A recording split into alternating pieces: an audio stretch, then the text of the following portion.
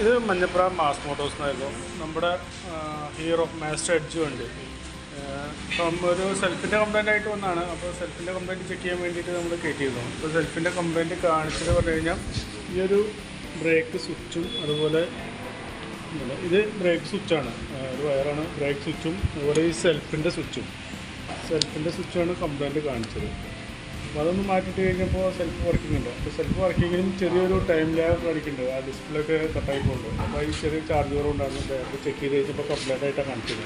ഞാൻ ബാറ്ററി അയക്കുന്ന എക്സൈഡിൻ്റെ അപ്പോൾ ബാറ്ററി അയച്ച് ചാർജിൽ ഇട്ടിട്ടുണ്ട്. അപ്പോൾ ഇട്ട് നോക്കിയിട്ട് അതിൻ്റെ ഡീറ്റെയിൽസ് നോക്കിയിട്ട് വീണ്ടും പറയാം കേട്ടോ. ബാറ്ററി ചാർജ് കുറവുണ്ടായിരുന്നു. അപ്പോൾ ബാറ്ററി ചാർജിലേക്ക് ഇട്ടിരിക്കുകയാണ്.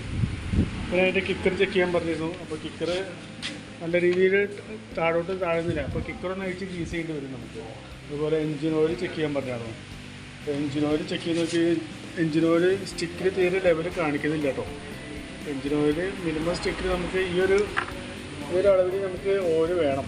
അത് ചെക്ക് ചെയ്ത് നോക്കുമ്പോൾ ഓയിൽ ലെവൽ കാണിക്കുന്നില്ല. അപ്പോൾ ഓയിൽ എന്താ ചെയ്യേണ്ടതെന്ന് കൂടി നോക്കിയിട്ടൊന്ന് പറയണം. അതുപോലെ തന്നെ ബ്രേക്കിൻ്റെ കംപ്ലയിൻറ്റ്, ബ്രേക്കിൻ്റെ കേബിൾ കംപ്ലയിൻ്റാണ്. ബ്രേക്ക് കേബിൾ കറക്റ്റായിട്ട് വർക്കിംഗ് അല്ല. അത് കേബിളിൻ്റെ കംപ്ലയിൻ്റാണ്. നിലവിൽ നമുക്ക് കേബിൾ സ്റ്റോക്കില്ല. BS6 കേബിൾ സ്റ്റോക്കില്ല. തൽക്കാലം ഞാൻ ആ ബാക്കിൻ്റെ അവിടെ ഒരു സ്പ്രിങ് ഇട്ട് കൊടുത്തിട്ടുണ്ട്. ഇന്ന് ജസ്റ്റ് ഒന്ന് റിട്ടേൺ വരാൻ വേണ്ടിയിട്ട്. എന്നാലും കേബിൾ കംപ്ലയിൻ്റ് ഉണ്ട്. കേബിൾ എന്തായാലും നമുക്ക് മാറ്റേണ്ടി വരും കേട്ടോ. അപ്പോൾ കേബിൾ മാറ്റി കഴിഞ്ഞാലാണ് ആ ബ്രേക്കിൻ്റെ ജാമ്യവും കറക്റ്റ് ആവുള്ളൂ. അപ്പോൾ ഞാൻ നിലവിൽ തന്നെ വർക്കിൻ്റെ എസ്റ്റിമേറ്റ് പറയാം. ഓയിലിൻ്റെ കേസ് എന്താ ചെയ്യേണ്ടതെന്ന് നോക്കിയിട്ടൊന്ന് പറയാം കേട്ടോ. ഓക്കെ.